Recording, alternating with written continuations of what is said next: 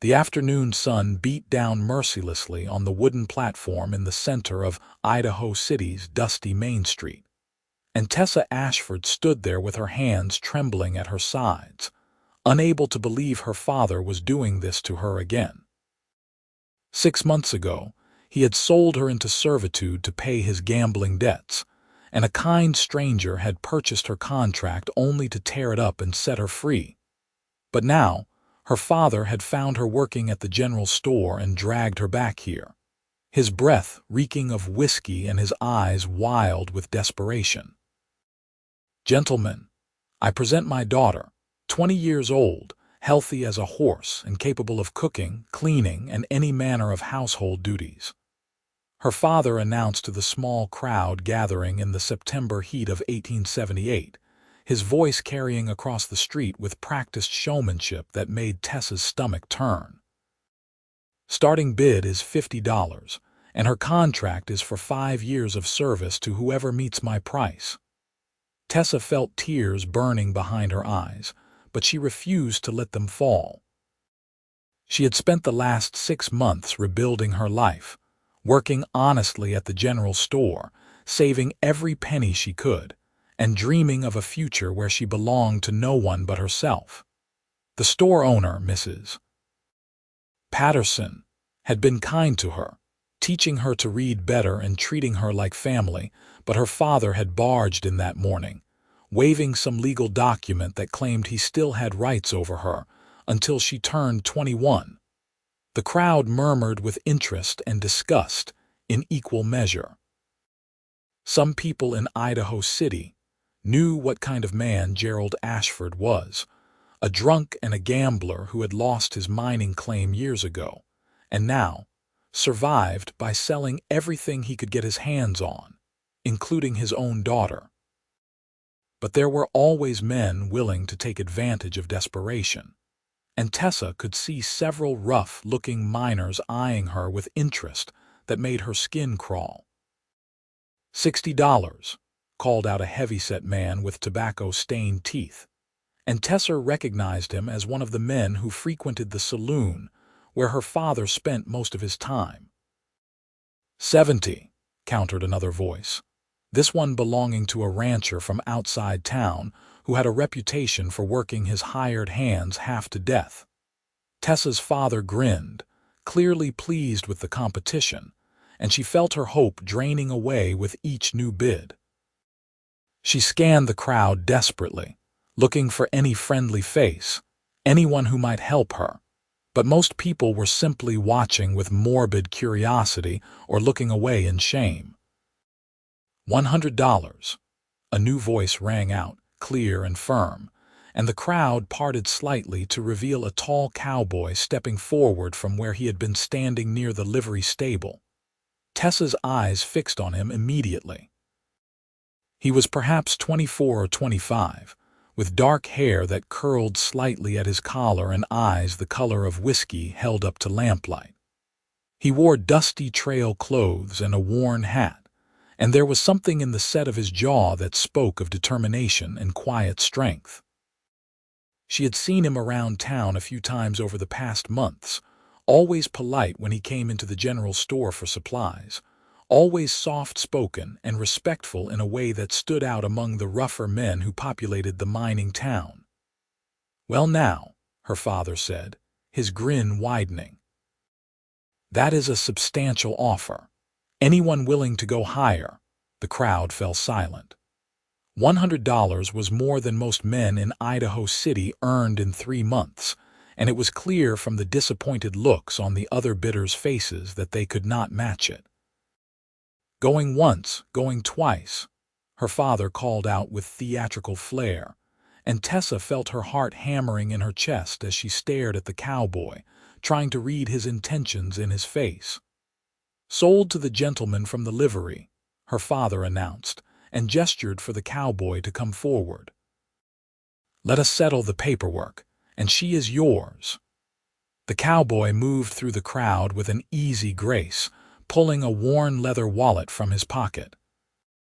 Tessa watched as he counted out the money, each bill representing months of hard work and careful saving, and she felt a strange mixture of gratitude and guilt wash over her.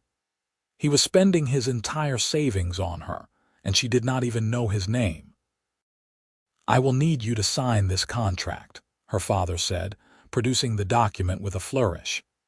5 years of service, terms negotiable between you and the girl, but ownership transfers to you immediately. The cowboy took the paper and read it carefully, his brow furrowing slightly. Then he looked up at Tessa, and for the first time their eyes met directly. She saw something in his gaze that she had not expected. Kindness, mixed with a righteous anger that seemed directed not at her but at the entire situation. "I will sign it," he said quietly, "but only so this transaction is legal and binding." He scrawled his signature across the bottom of the document, and Tessa's father snatched it away eagerly, counting the money again as if afraid it might disappear. The cowboy turned to Tessa and offered his hand to help her down from the platform. "My name is Nathan Norris," he said softly, his voice meant only for her ears. "And I promise you, things are not what they seem." Tessa took his hand, feeling the calluses on his palm and the steadiness of his grip, and stepped down from the platform on shaking legs. Her father had already disappeared into the crowd, no doubt heading straight for the saloon, and she felt a rush of humiliation at how easily he had abandoned her. Nathan kept hold of her hand as he led her away from the dispersing crowd, toward the edge of town, where a small cabin sat beneath a stand of pine trees. Tessa's mind was racing with questions and fears, wondering what kind of man he truly was and what he expected from her. But something in his demeanor suggested he was different from the other men who had bid on her. When they reached the cabin, Nathan opened the door and gestured for her to enter. The interior was simple but clean, with a pot-bellied stove in one corner, a rough-hewn table with 2 chairs, a single bed covered with a patchwork quilt, and shelves lined with books. Tessa was surprised by the books more than anything else. Most cowboys she knew could barely write their own names. Nathan closed the door behind them and turned to face her, pulling the contract from his pocket. Before Tessa could ask what he intended, he walked to the stove, opened the door and tossed the paper into the flames. "What are you doing?" Tessa gasped, watching the contract curl and blacken in the fire. "Setting you free," Nathan said simply, turning back to her with a slight smile. "I bought that contract so no one else could, and now I am destroying it so no one owns you. You are free to go wherever you want, do whatever you want. I will not stop you or make any claims on you." Tessa stared at him in disbelief, her mind struggling to process what was happening. "But you spent all that money, $100, that must have been everything you had." "It was," Nathan admitted, removing his hat and running a hand through his dark hair.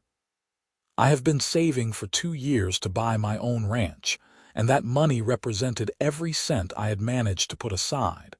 But I could not stand there and watch you be sold to someone who would mistreat you. I saw what happened to you 6 months ago, and I heard that someone set you free then. When I saw your father dragging you back to that platform today, I knew I had to do the same." Tears finally spilled down Tessa's cheeks, and she wiped at them roughly with the back of her hand. "Why would you do that for me?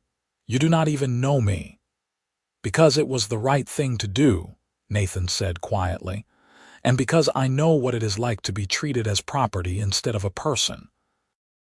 My mother was born a slave, down in Texas, and even though the war freed her, she told me stories about what it was like to be bought and sold. I swore I would never stand by and watch someone be treated that way if I had the power to stop it." Tessa felt something shift inside her chest, a warmth spreading through her that had nothing to do with the heat of the day. She looked at Nathan with new eyes, seeing not just a stranger who had saved her but a man of principle and courage who had sacrificed his dreams for her freedom. "I do not know what to say," she whispered. "Thank you seems insufficient for what you have done." "You do not need to say anything," Nathan replied, "but I want you to know that you are welcome to stay here for as long as you need.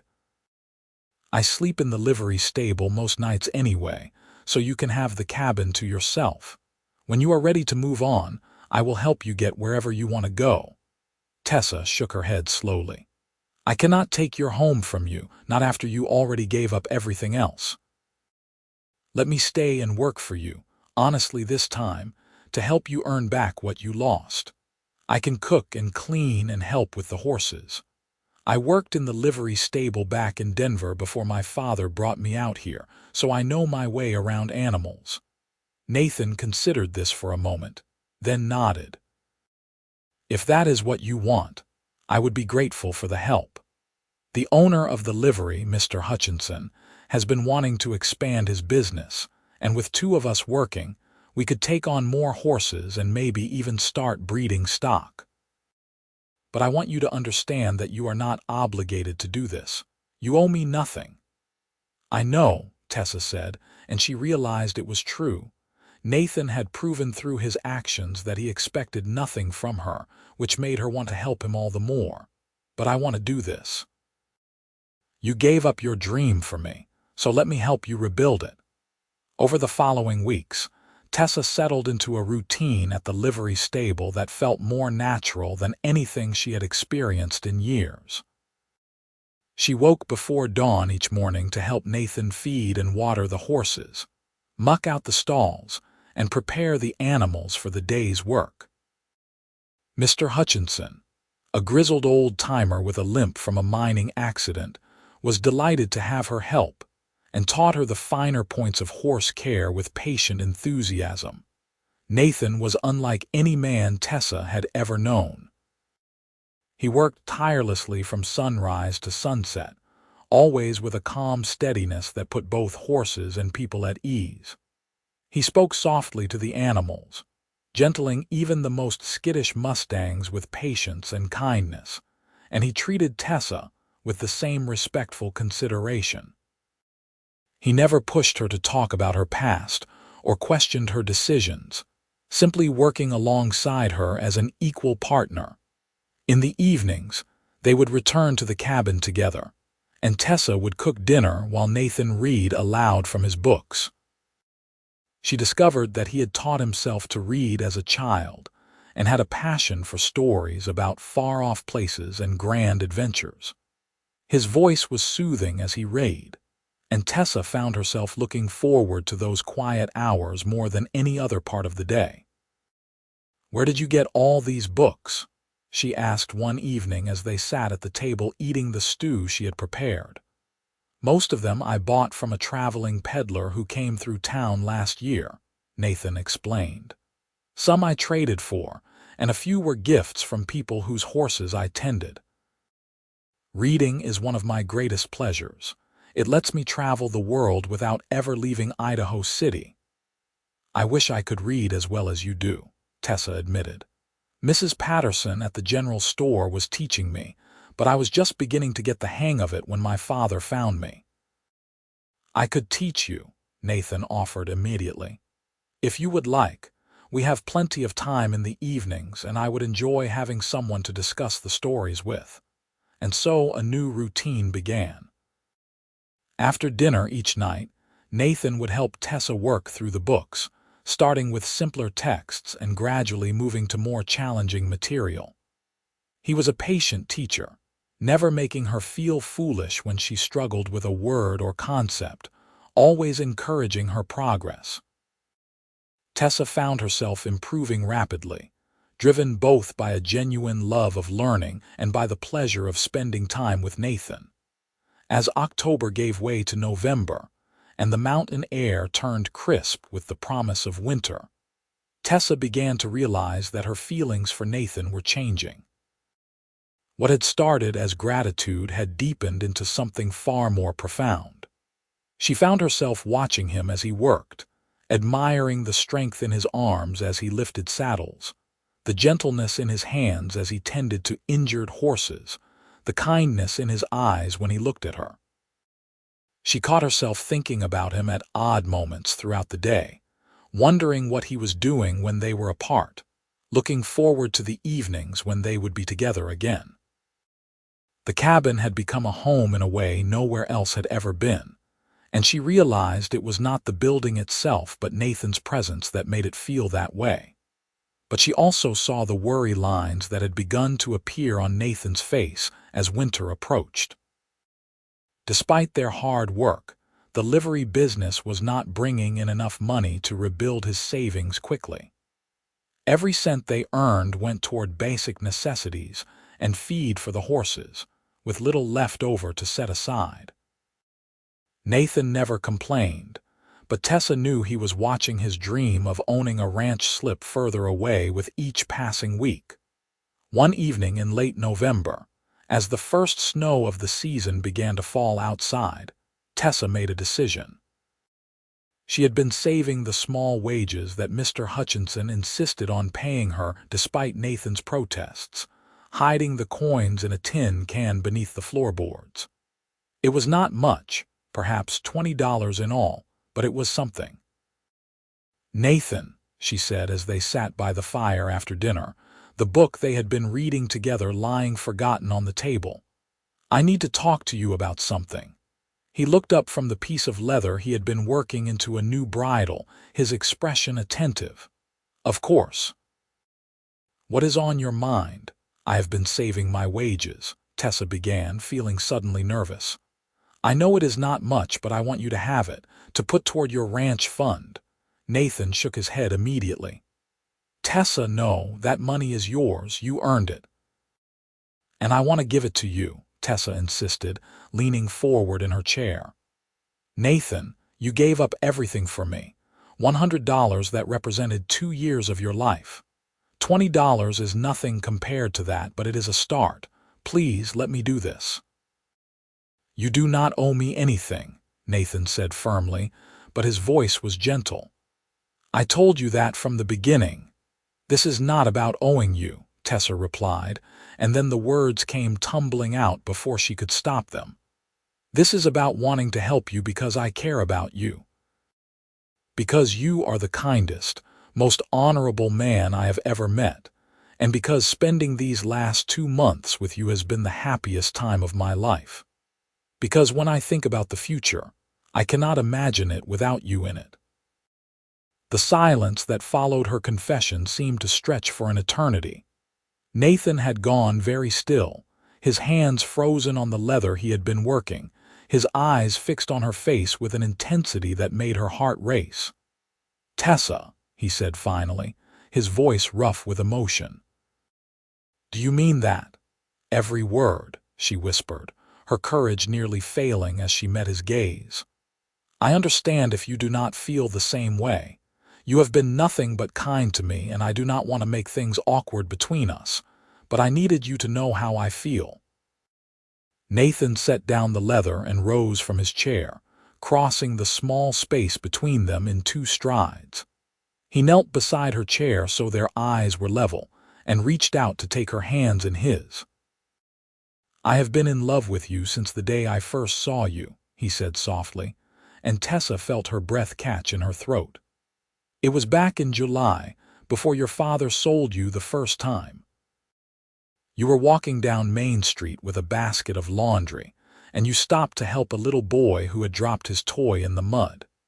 You cleaned it off and gave it back to him with such a sweet smile, and I thought you were the most beautiful thing I had ever seen. When I saw you being sold on that platform the first time, I tried to buy your contract then, but I did not have enough money. I have been saving as fast as I could ever since, hoping for another chance to help you. When your father brought you back, it felt like fate was giving me a second opportunity, and I knew I could not let it pass by." Tears were streaming down Tessa's face now, but they were tears of joy. "Why did you not tell me?" "Because I did not want you to feel obligated to return my feelings," Nathan explained, his thumbs gently brushing across her knuckles. "You had just escaped from bondage, and the last thing I wanted was to put any kind of pressure on you." I thought if I gave you space and time, if I showed you that you were truly free, then maybe someday you might choose to stay with me not out of gratitude, but because you wanted to." "I want to," Tessa said immediately, freeing one of her hands to cup his face. "Nathan, I want to stay with you forever if you will have me." He surged forward and kissed her then, a gentle press of lips that held all the longing and tenderness that had been building between them for months. Tessa melted into the kiss, her fingers threading through his dark hair, feeling like she was finally, truly home. When they pulled apart, both breathing hard, Nathan rested his forehead against hers. "I have nothing to offer you," he said quietly. "No ranch, no wealth, just a rented cabin and a job at the livery stable. But I promise I will work every day for the rest of my life to give you the kind of future you deserve."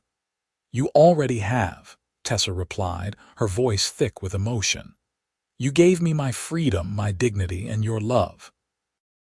That is worth more than any amount of gold." They sat together by the fire for hours that night, talking about their pasts and their dreams for the future. Nathan told her about growing up in Texas, watching his mother build a life for them through sheer determination after his father died in the war. He spoke of learning to work with horses from a Mexican rancher who had taken pity on them, and of heading north to Idaho when he was 18 to seek his fortune in the mining territories. Tessa shared her own story, the pain of losing her mother to fever when she was 12, and watching her father slowly destroy himself with gambling and drink.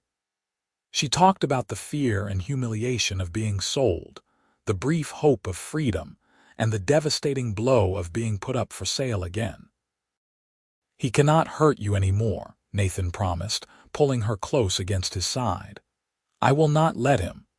But Gerald Ashford was not finished with his daughter. 2 weeks later, he showed up at the livery stable in the middle of the afternoon, drunk and belligerent, demanding to see Tessa. "Where is my daughter?" he shouted, stumbling between the stalls and frightening the horses. "I know she is here. I want my money back. That cowboy tricked me." Nathan emerged from the tack room with Tessa close behind him, his expression hard. "Mr. Ashford, you need to leave. You sold your daughter's contract legally, and you have no claim on her anymore." "That contract was for 5 years of service," Gerald slurred, pointing an accusing finger at Nathan. "You were supposed to work her, not set up house with her like some kind of wife." "I want my money back, or I want her back to sell to someone else." "You are not getting either," Nathan said firmly, positioning himself between Gerald and Tessa. "The contract was legal, and what I chose to do with it afterward is my business. You got your money and you drank it all away. Now leave before I call the sheriff." Gerald's face turned purple with rage, and he reached for the gun at his hip with clumsy fingers. "You think you can steal my daughter and get away with it? I will show you what happens to thieves." Before he could draw the weapon, Nathan moved with startling speed, grabbing Gerald's wrist and twisting until the older man cried out and dropped the gun. Mr. Hutchinson appeared from the stable office with a rifle, and within minutes, the sheriff arrived to haul Gerald away. "He threatened you with a deadly weapon in front of witnesses," Sheriff Morrison said as his deputies dragged the still cursing Gerald toward the jail. "He will be locked up for at least 30 days, maybe longer if the judge is in a bad mood. And I will make sure he understands that if he comes near either of you again, he will be looking at serious prison time." After they left, Tessa collapsed against Nathan, shaking with delayed fear and relief. "Is it really over?" she whispered. "Can he really not hurt me anymore?" "It is over," Nathan assured her, holding her tight. "He showed his true nature in front of the law, and now there is a record of his threats. You are safe, Tessa. I promise you are safe." That night, Nathan proposed to her properly, getting down on one knee beside the fire and offering her a simple gold band that had belonged to his mother. "It is not much," he said, his voice nervous. but it represents a promise. I promise to love you, protect you, and work alongside you to build the life we both want. Will you marry me, Tessa Ashford? Yes, Tessa said through happy tears, letting him slide the ring onto her finger. Yes, 1,000 times yes. They were married 3 days later in a simple ceremony at the small church on the edge of town, with Mr. Hutchinson and Mrs. Patterson serving as witnesses. Tessa wore a simple blue dress that Mrs. Patterson had helped her sew, and Nathan wore his cleanest shirt and a string tie. It was not a grand affair, but as they exchanged vows and rings, Tessa felt like the luckiest woman in the world. The months that followed were challenging but filled with joy. They continued working at the livery stable, saving every penny they could. Nathan took on extra work breaking horses for local ranchers, and Tessa started making leather goods to sell in the general store. Slowly, painfully slowly, their savings began to grow. In the spring of 1879, an opportunity arose that changed everything. A rancher named William Crawford, who owned a spread about 15 miles outside Idaho City, stopped by the livery stable looking for someone to manage his horse breeding operation. He was getting too old to handle it himself, he explained, and he had been impressed by Nathan's reputation with difficult horses. I will pay you $50 a month plus room and board, Mr. Crawford offered. And if the breeding operation turns a profit, you will get 20% of the earnings. Plus, I am thinking about selling the ranch in a few years when I retire, and I would be willing to give you first option to buy it at a fair price. Nathan and Tessa looked at each other, hardly daring to believe their luck. It was everything they had been working toward, a real chance to build their future. We accept, Nathan said, shaking Mr. Crawford's hand firmly. When do you want us to start? They moved to the Crawford Ranch in April, settling into a comfortable foreman's house that was larger and nicer than anywhere Tessa had ever lived.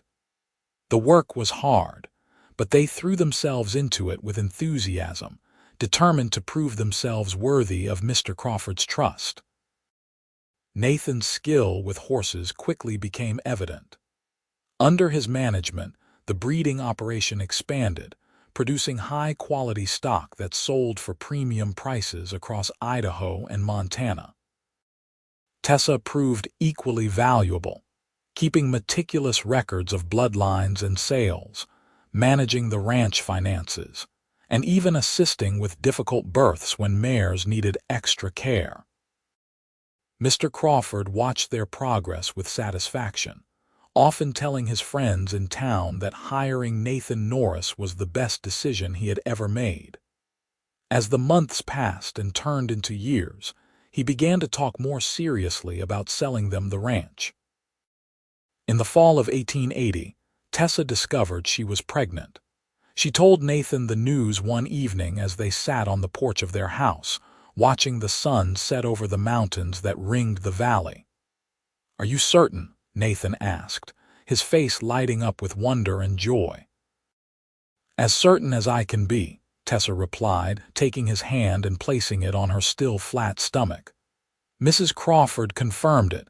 She says the baby will come in the spring." Nathan pulled her into his arms, holding her carefully as if she were made of glass. "A baby," he whispered. "Our baby." "I can hardly believe it." "Neither can I," Tessa admitted. 2 years ago, I was standing on a platform being sold like livestock, and now I am married to the man I love and carrying his child. Sometimes it feels like a dream." "It is real," Nathan promised, kissing her forehead gently. "And I am going to make sure our child grows up knowing nothing but love and security. No one will ever treat our baby the way you were treated. I swear it." Their son was born in May of 1881, a healthy boy with his father's dark hair and his mother's bright blue eyes. They named him Thomas, after Tessa's mother's maiden name, and he became the center of their world. Nathan was a devoted father, carrying Thomas around the ranch as he worked, talking to him constantly even though the baby could not yet understand words. That summer, Mr. Crawford approached them with a formal offer to buy the ranch. "I am 72 years old," he said, sitting across from them at the kitchen table with his lawyer present. "My children have no interest in ranching, and I would rather see this place go to someone who loves it the way you two do. I am offering to sell you the ranch, all 1,500 acres plus livestock and equipment, for $3,000. I know that is a lot of money, but it is well below market value, and I am willing to let you pay it off over 5 years with no interest." Nathan and Tessa looked at their savings ledger. They had managed to save just over $900 in their time at the ranch, thanks to careful management and Nathan's share of the breeding profits. $3,000 seemed like an impossible sum, but spread over 5 years, the payments would be manageable. "We will do it," Nathan said, his voice firm with determination. "And we will make you proud, sir. This ranch will thrive, I promise you that." They signed the papers that very day, and Mr. Crawford moved to Boise City to live with his sister, leaving the ranch entirely in their hands. It was terrifying and exhilarating in equal measure, but Nathan and Tessa threw themselves into the work with renewed energy, determined to make their dream succeed. The next few years were a whirlwind of activity. They expanded the breeding operation further, added cattle to their stock, and built a reputation for quality that spread throughout the territory. Tessa proved to have a brilliant head for business, negotiating sales and managing contracts with shrewdness that impressed even the most hardened cattlemen. In 1883, their second child was born, a daughter they named Sarah, who had her mother's delicate features and her father's quiet determination. Thomas, now 2 years old, was fascinated by his baby sister and insisted on helping with everything from feeding to diaper changes. By 1884, they had paid off the ranch entirely, a full year ahead of schedule. Mr. Crawford came up from Boise City for the celebration, tears in his eyes as he watched Nathan and Tessa signing the final papers that made them the legal owners of the property. "You have done more than I ever dreamed possible," he told them, his weathered face creasing into a smile. "This ranch is in better shape now than it ever was when I ran it. You should be proud of what you have built." "We could not have done it without the opportunity you gave us," Nathan replied, shaking the old man's hand warmly. "You took a chance on us when no one else would, and we will never forget that." One evening that summer, as they sat on the porch watching Thomas and Sarah play in the yard, Tessa leaned her head on Nathan's shoulder and sighed contentedly. "You ever think about that day in Idaho City?" she asked quietly. "When my father put me up for sale." "Sometimes," Nathan admitted, his arm tightening around her, "but not with sadness. I think about how that was the day that led us here to this life we have built together. If I had to spend every penny I will ever earn to bring us to this moment, I would do it again in a heartbeat." "You spent your entire savings on me," Tessa reminded him. $100 that represented your dreams." "No," Nathan corrected gently, turning to look into her eyes. "I spent it on our dreams. Because from the moment I saw you, I knew that any future worth having had to include you in it. That money was not a sacrifice, Tessa. It was the best investment I ever made." Tears gathered in Tessa's eyes, but they were happy tears. She leaned up and kissed him softly, pouring all her love and gratitude into the gesture. When they pulled apart, she rested her hand on his chest, feeling the steady beat of his heart beneath her palm. "I love you, Nathan Norris," she whispered, "for giving me my freedom, my family, and my home. For seeing me as a person when everyone else saw property. For every sacrifice you made and every dream you helped me build. I will love you until my dying day." "And I will love you beyond that," Nathan promised, pulling her close. into whatever comes after in whatever world awaits us. You are my heart, Tessa, and you always will be. As the sun dipped below the mountains and the first stars began to appear in the darkening sky, they sat together in peaceful contentment, watching their children play and listening to the sounds of their ranch settling in for the night. The horses nickered softly in the corrals, cattle lowed in the distant pastures, and a cool breeze carried the scent of pine and grass across the valley. The following years brought continued prosperity and growth. The Norris Ranch became known throughout Idaho Territory as the premier source for quality horses, and buyers came from as far away as California and Montana to purchase their stock.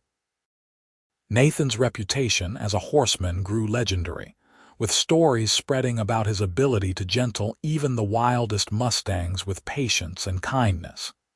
In 1886, Tessa gave birth to twins, a boy and girl they named Matthew and Grace. The house that had once seemed so spacious now rang with the laughter and chaos of 4 young children, and both Nathan and Tessa reveled in the beautiful mayhem of family life. Thomas, now 5, took his role as oldest brother seriously, helping to watch over his younger siblings with careful attention. That same year, news reached them that Gerald Ashford had died in a saloon fight in Silver City, drunk and destitute to the end. When the sheriff came to inform Tessa, expecting perhaps some reaction of grief, she simply nodded calmly. "I made my peace with who my father was a long time ago," she told Nathan that evening. "I am sad for the man he could have been, but I cannot mourn the man he chose to become. He gave me life, and for that I am grateful, but you gave me everything that made that life worth living." They held a small, private memorial service more out of respect for the fact that he had been her father than out of any genuine grief. And then they moved forward with their lives, refusing to let his memory cast any shadow over their happiness. As Idaho moved toward statehood in the late 1880s, the Norris Ranch continued to thrive. They built a new barn, expanded the house to accommodate their growing family, and purchased an adjacent property that added another 500 acres to their holdings. What had started as a desperate gamble with $100 had become a thriving enterprise worth tens of thousands.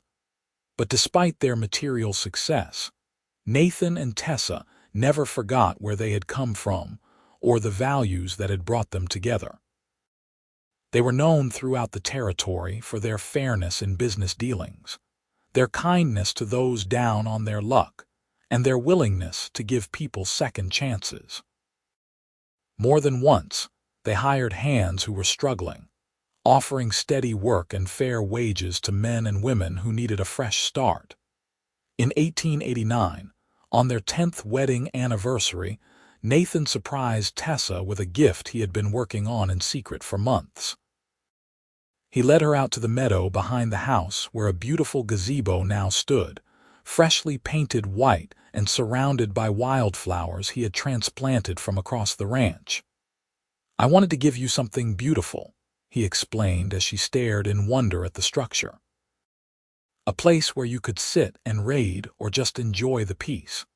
You work so hard managing the ranch and raising our children, and I wanted you to have somewhere that was just yours." Tessa walked up the steps of the gazebo, running her fingers along the smooth wood of the railing. From here, she could see the entire valley spread out before her, the mountains rising majestically in the distance, the ranch buildings neat and prosperous below, and her children playing in the yard with Nathan watching over them. "It is perfect," she breathed, turning to him with shining eyes. "Everything is perfect. Our life, our family, this ranch. 10 years ago, I was standing on a platform in town believing my life was over, and now I have more happiness than I ever dreamed possible." Nathan climbed the steps to join her, taking her hands in his. 10 years ago, I made the best decision of my life when I spent my last dollar to set you free. And every day since then has only confirmed how right that decision was. You have made me happier than I ever thought I could be, Tessa." They renewed their vows right there in the gazebo, speaking promises from the heart that needed no minister to make them binding. They promised to continue loving each other through whatever challenges life might bring, to raise their children with kindness and strength, and to honor the sacrifice that had brought them together by living lives worthy of that gift. As the years continued to pass, their children grew and thrived. Thomas developed his father's way with horses and took over more and more of the breeding operation as he entered his teenage years. Sarah proved to have her mother's head for numbers and began helping with the ranch accounts. The twins, Matthew and Grace, were inseparable and full of mischief, keeping their parents constantly entertained with their antics. In 1892, when Tessa was 34 and Nathan was 38, they welcomed their fifth and final child, a son they named James. His birth was more difficult than the others, and afterward the doctor warned them that it would be dangerous for Tessa to have more children. They accepted this news with grace, feeling blessed by the 5 healthy children they had, and unwilling to risk Tessa's life for more. James was a surprise in every way, arriving 8 years after the twins and bringing a new energy to the household, just as the older children were becoming more independent. He was a happy baby who seemed to smile constantly, and his siblings adored him, each one vying for the privilege of holding him or making him laugh. That same year, Idaho officially became a state, and the Norris Ranch was recognized as one of the most successful operations in the new state. Nathan was asked to serve on various agricultural boards and committees, helping to shape policies for the growing ranching industry, while Tessa became involved in efforts to improve education in rural areas, remembering her own struggles with literacy. They never forgot the people who had helped them along the way. Mr. Hutchinson, now retired from the livery stable, lived in a small cottage on their property where he could still be around the horses he loved. Mrs. Patterson, who had closed the general store and moved in with her daughter in Boise City, visited often and was treated as beloved family. And Mr. Crawford, before he passed away peacefully in his sleep in 1893, told everyone who would listen that Nathan and Tessa Norris were the finest people he had ever known. As the 19th century drew to a close, Nathan and Tessa found themselves in the rare position of being able to look back on their lives with complete satisfaction. They had built something lasting and good, not just in the physical success of the ranch, but in the family they had created and the values they had passed on to their children. On a warm evening in June of 1895, as they celebrated their 16th wedding anniversary, their children surprised them with a party.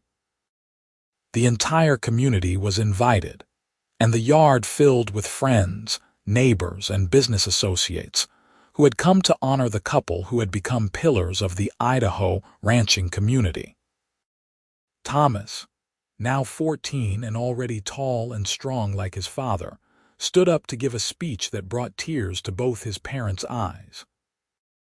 "My father taught me that the measure of a man is not in what he owns, but in what he is willing to sacrifice for others," he said, his young voice steady and clear. 16 years ago, he gave up everything he had to save a woman he barely knew because it was the right thing to do. And my mother taught me that freedom is precious and should never be taken for granted. Together, they have shown all of us what it means to build a life on love, hard work, and integrity. I am proud to be their son, and I promise to live my life according to the example they have set. Nathan pulled Tessa close as their friends and family applauded, his eyes shining with pride and love. "Our son has a way with words," he murmured into her hair. He learned from the best, Tessa replied, looking up at him with a smile. You have always known exactly what to say to reach my heart. As the party continued around them, with music and laughter filling the air and their children dancing together in the fading light, Nathan led Tessa away from the crowd to the gazebo he had built for her years before. They sat together on the bench inside, watching the celebration from a distance, content to simply be together. You remember what I said to you that first day?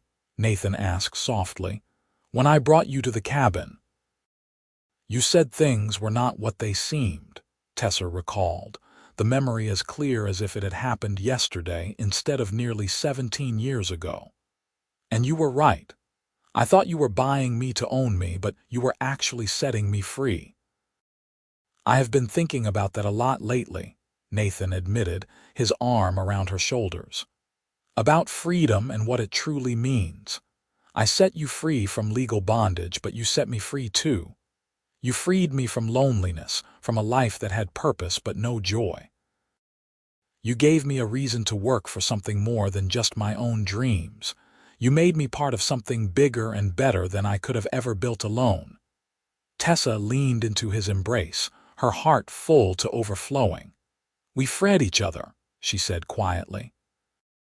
And we built this beautiful life together, brick by brick, day by day.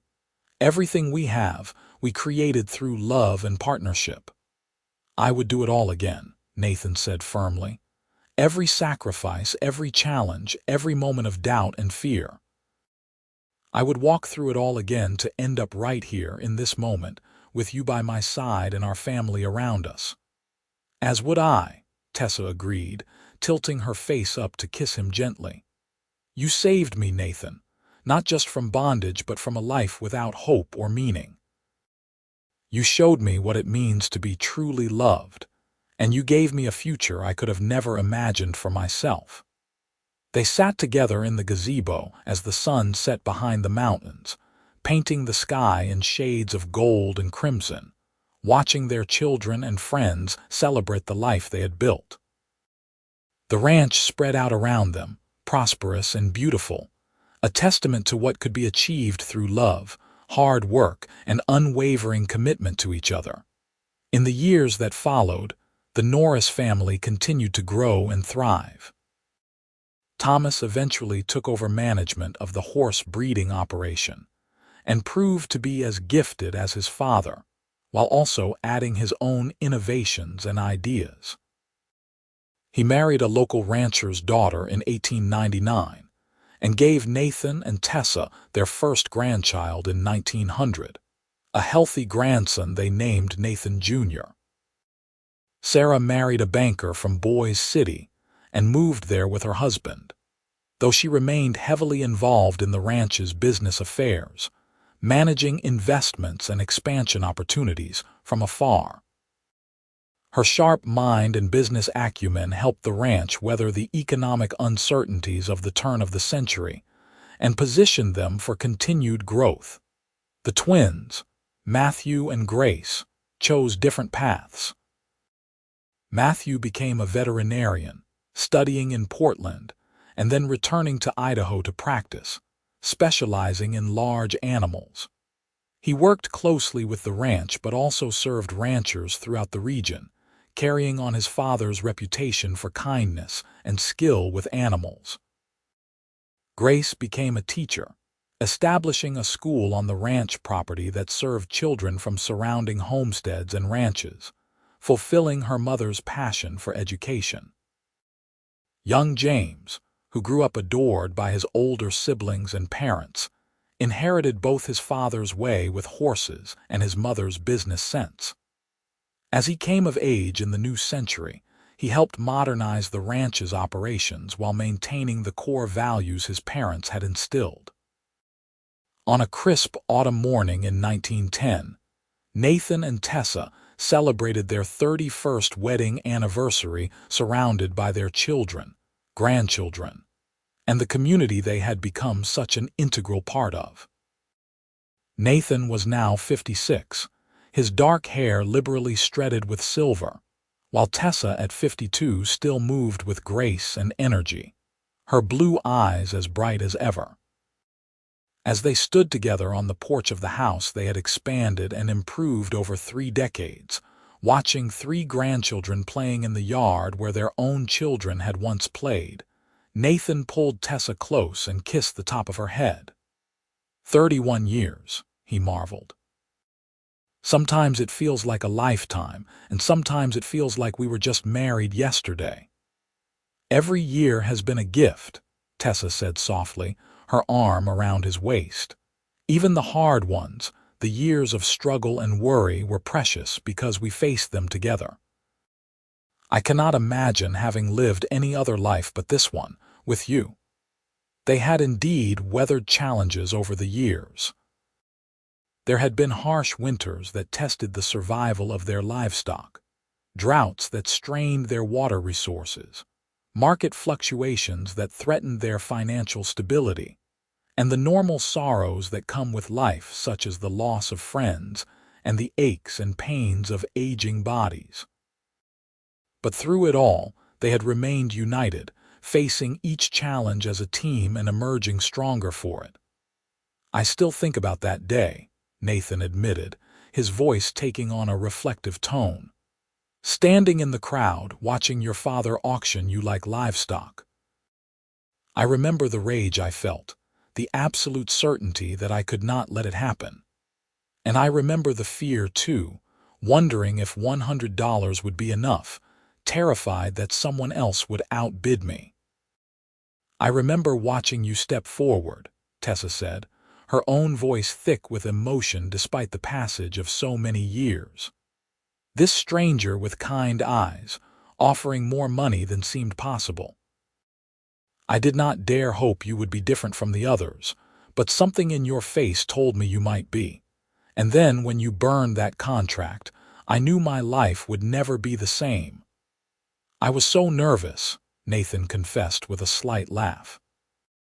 Trying to act calm and collected when inside I was terrified you would leave, that you would walk out that door and I would never see you again.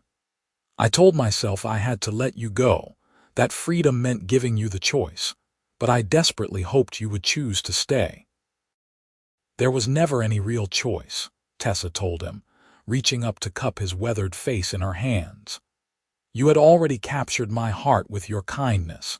Staying with you was not an obligation or even gratitude.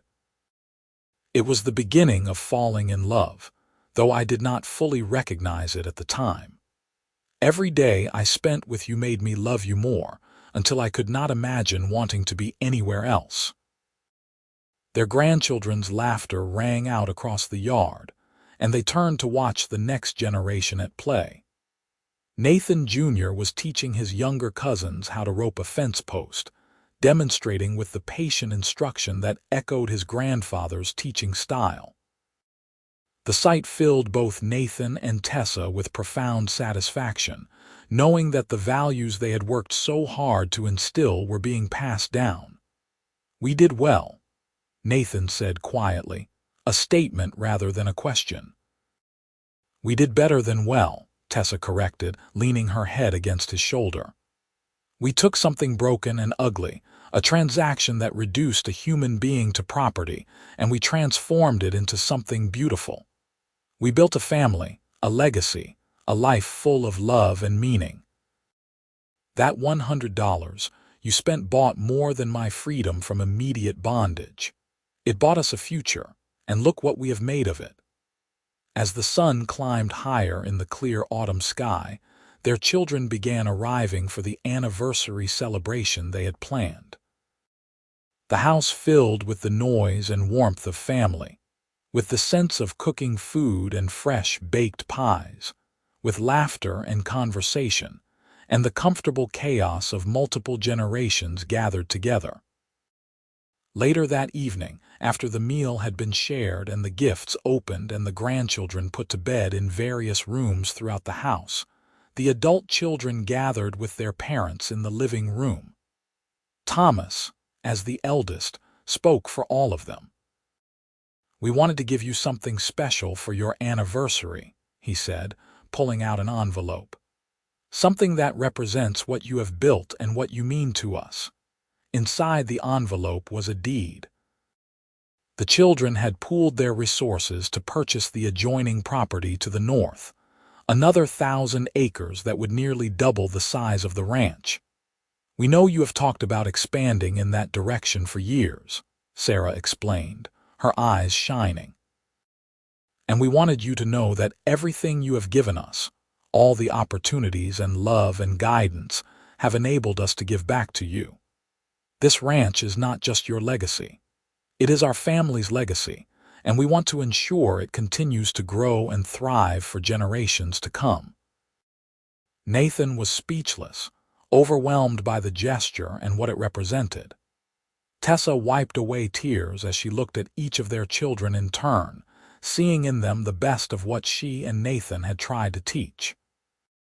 "You have given us more than land," Nathan finally managed to say, his voice rough with emotion. "You have shown us that the values we tried to instill have taken root.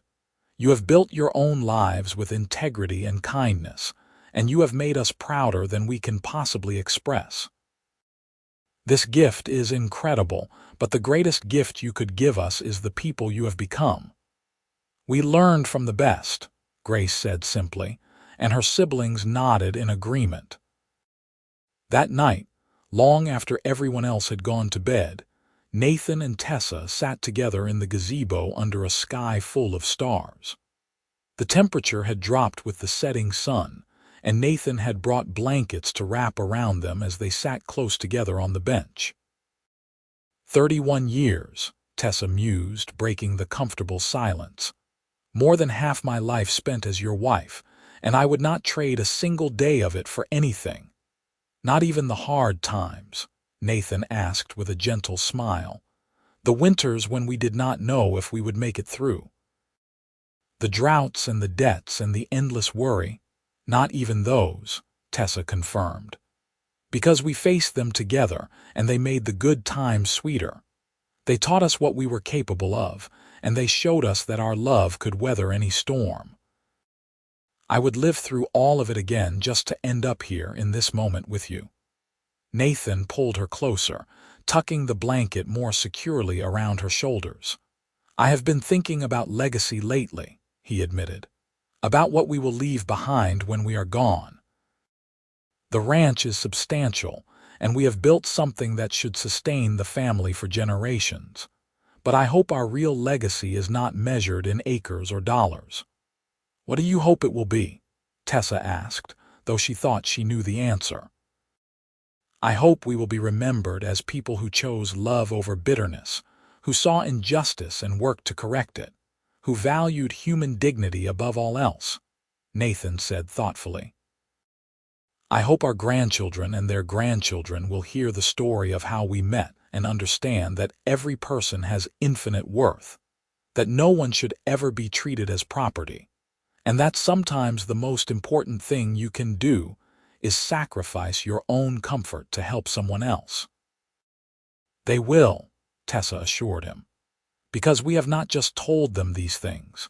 We have shown them through how we live, through the choices we make every day, through the way we treat each other and everyone we encounter. That is a legacy that will endure long after the ranch itself is dust." They sat together under the stars for a long time, comfortable in each other's presence after more than 3 decades of partnership. They did not need words to communicate anymore. They had learned each other so thoroughly that a touch, a glance, or a comfortable silence said more than any speech could. As Nathan helped Tessa back to the house, supporting her as they navigated the familiar path in the darkness, she reflected on the improbable journey that had brought them to this point. From a platform in Idaho City, where she had stood as merchandise to be sold, to this prosperous ranch where she was respected as a partner and matriarch, the transformation was almost too remarkable to believe. But it was real, every precious moment of it. Real because a young cowboy had chosen courage over comfort, had sacrificed his dreams to ensure her freedom, and had shown her what true love looked like. Real because they had worked side by side through triumphs and setbacks, building not just a ranch but a life of purpose and meaning. Real because they had created a family that would carry their values forward into a new century. As they reached the house and prepared for bed, moving through the nighttime routine they had perfected over 31 years of marriage, Nathan pulled Tessa close one last time. "Thank you," he whispered into her hair, "for choosing to stay all those years ago, for building this life with me, for loving me even when I was just a penniless cowboy with nothing to offer but a burned contract and a promise to respect your freedom." "You offered me everything that mattered," Tessa replied, her arms tight around him. "You offered me dignity, respect, partnership, and love. You gave me back my life and then made that life worth living. I am the one who should be grateful, Nathan. Every single day, I am grateful for the man you are and the love we share." They had weathered 3 decades together and would weather whatever came next the same way, hand in hand, heart to heart, partners in every sense of the word. The ranch would continue. Their children would thrive. Their grandchildren would grow. But the true measure of their success was not in any of those external markers. It was in moments like this, in the quiet intimacy of 2 people who had chosen each other again and again across the years, in the unshakable certainty that they were exactly where they belonged, with exactly whom they belonged. Nathan had spent $100 to buy Tessa's freedom, but in doing so, he had bought them both something far more valuable: a future built on love, respect, and the unbreakable bond forged when 2 people commit to facing life together. As they drifted off to sleep in each other's arms, the house quiet around them and their family safe under the same roof, both Nathan and Tessa felt the deep peace that comes from a life well lived and love well given. The Wild West was gradually fading into history, giving way to a new modern age, but the values they had lived by, the love they had nurtured, and the legacy they had built would endure, carried forward by the generations they had raised and the example they had set. Their story had begun with an act of sacrifice and courage, continued through dedication and partnership, and would conclude someday in the natural course of time with the satisfaction of knowing they had made a difference, not just in each other's lives but in the world around them. From a sale platform to a successful ranch, from stranger to soulmate, from bondage to freedom, they had walked the journey together, and that made all the difference.